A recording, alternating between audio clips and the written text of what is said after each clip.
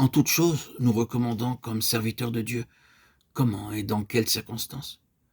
Par une grande patience dans les tribulations, dans les nécessités, dans les détresses, sous les coups, dans les prisons, dans les troubles, dans les travaux, dans les veilles, dans les jeûnes. 2 Corinthiens 6, 4, 5. Une grande patience dans les tribulations. Ceci est vraiment une force divine. Dans les nécessités, savoir manquer de ce qui nous semble absolument nécessaire. Nous pouvons nous passer du superflu, mais quant au nécessaire, comment le pouvons-nous? Dans les détresses, sous les coups, parfois les coups des langues, dans les prisons. Il nous tarde de partir en mission à l'étranger, mais nos amis nous disent non, non. Nous acceptons l'emprisonnement et disons oui, Seigneur, ferme toute issue aussi longtemps qu'il te plaira. La porte s'ouvrira à ton heure. Dans les troubles, on lit dans les versions anglaises, dans les agitations, ça et là, quand tout est tortueux, corrompu.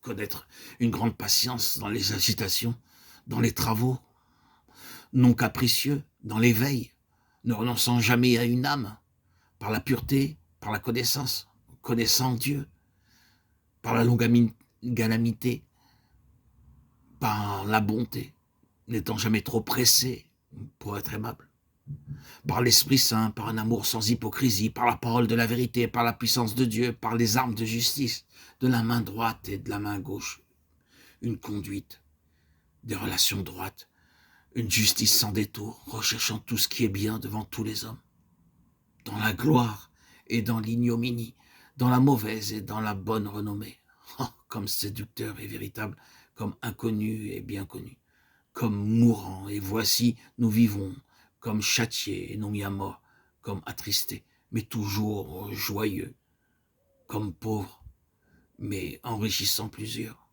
comme n'ayant rien et possédant toutes choses. 2 Corinthiens 6, 8, 10. Oh, quelle image de la vie céleste dans le vase de terre. Combien digne de Dieu.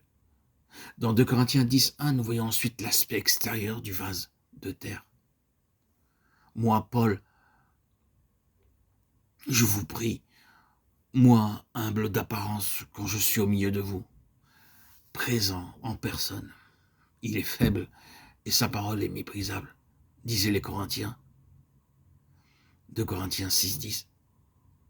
Un vase méprisable selon le verdict humain, où se révèle la vie divine.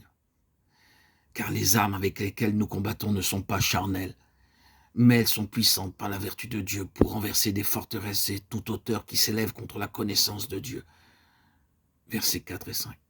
Ah, un vase faible et humble, pauvre en parole, selon le jugement humain, quoique utilisé par Dieu pour renverser des forteresses. Présent en personne, il est faible et sa parole est méprisable.